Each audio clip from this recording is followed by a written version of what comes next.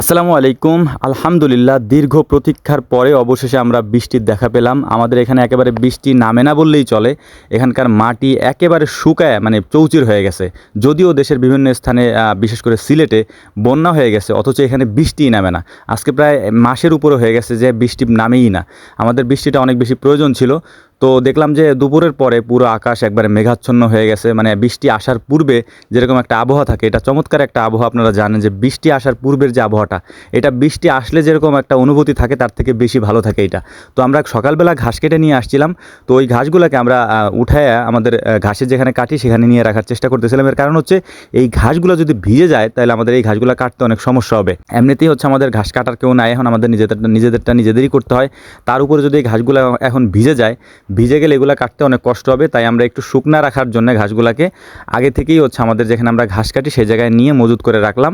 এরপরে আমরা আপনাদেরকে দেখানোর চেষ্টা করব বাহিরের পরিবেশটা আর কি, বিশেষ করে বৃষ্টি আসার পূর্বের যে পরিবেশটা থাকে ওই পরিবেশটা আপনাদেরকে দেখানোর চেষ্টা করব। তো যাচ্ছিলাম একটা ছাতা নিয়ে, কারণ আমি জানি যে বৃষ্টি চলে আসতে পারে যে কোনো সময়। আমার কাজিন ছিল সাথে, ওকে নিয়ে যাচ্ছিলাম। তো দেখলাম যে আকাশ একেবারে পুরো মেঘাচ্ছন্ন হয়ে গেছে। আকাশ বৃষ্টি আসার একটা সম্ভাবনা আছে, যদিও এরকম কয়েকদিন ধরে হচ্ছে, বৃষ্টি আসে করে আসে না।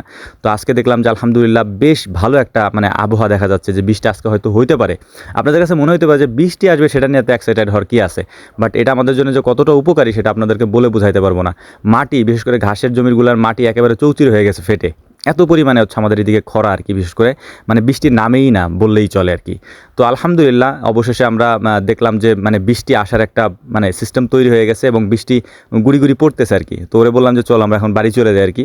তো বাড়িতে আসতেছিলাম, আসার মধ্যেই দেখলাম যে গুড়ি গুড়ি বৃষ্টি পড়তেছে। ছাতা যেহেতু নিয়ে গেছিলাম, আর এটা হচ্ছে একটা আত্মবিশ্বাস, আল্লাহর প্রতি বিশ্বাস যে বৃষ্টি আল্লাহ হয়তো আজকে দিবেনি। তো আস্তে আস্তে দেখলাম যে বৃষ্টি পড়া শুরু হয়েছে। তো ওরে ডাক দিলাম যে ছাতার নিচে আসো, ভিজো না আর কি। তো আমরা বাড়িতে আসার পরে দেখলাম যে আমাদের সজীব মামা, আপনারা জানেন উনি অসুস্থ। তো উনি হচ্ছে গাছ থেকে ওনার ছাগলের জন্য খাবার পাড়তেছিল। এইদিকে খামারে এসে দেখি যে বৃষ্টি অলরেডি শুরু হয়ে গেছে এবং সব কিছু অনেক মাশাআল্লাহ মানে ভিজে, বিশেষ করে ফুলগুলা অনেক সুন্দর লাগতেছিল। আর শুকরিয়া আদায় করতেছি আল্লাহ তাআলার কাছে এই জন্যেই যে বৃষ্টিটা আমাদের খুব দরকার ছিল আর কি। তো ক্যামেরাম্যানের একটু তেলেসমতি দেখলাম, ও আবার মনে হয় কবুতরের খোপের ওখানে যে ভিডিও করছে। আর এখানে আমি ছাতাটা বন্ধ করে দিলাম আমাদের এখানে, কারণ হচ্ছে যে ছাতার নিচে যে গাছগুলো থাকে যাতে ওই গাছগুলোতে বৃষ্টির পানি যায় আর কি। আমরা যদিও পানি দিই, ওই পানিগুলো তেমন একটা কাজ হয় না আমি যতটুকু দেখি আর কি। তো ঘাটলায় যাই দেখলাম যে আলহামদুলিল্লাহ মোটামুটি বৃষ্টি নামতেছে আর কি, মাটিটা অন্তত ভিজবে এবং একটু ঠান্ডা পড়বে। প্রচণ্ড পরিমাণে গরম, এই গরমের মধ্যে কাজ করতে অনেক সমস্যা হয় আর কি। তো যাই হোক আলহামদুলিল্লাহ বৃষ্টিটাও উপভোগ করতেছিলাম। সেই সাথে একটা দুঃসংবাদও আসলো, সেটা হচ্ছে যে আমাদের একটা গরু, বিশেষ করে সাদা একটা গরু, আপনারা দেখছেন যে বড় যে গাভীটা, ওই গাভীটা মানে পা ছাটায় আর কি, মানে সম্ভবত পেটে ব্যথা এবং সেই সাথে হয়তো ফুড পয়জনিং হয়েছে।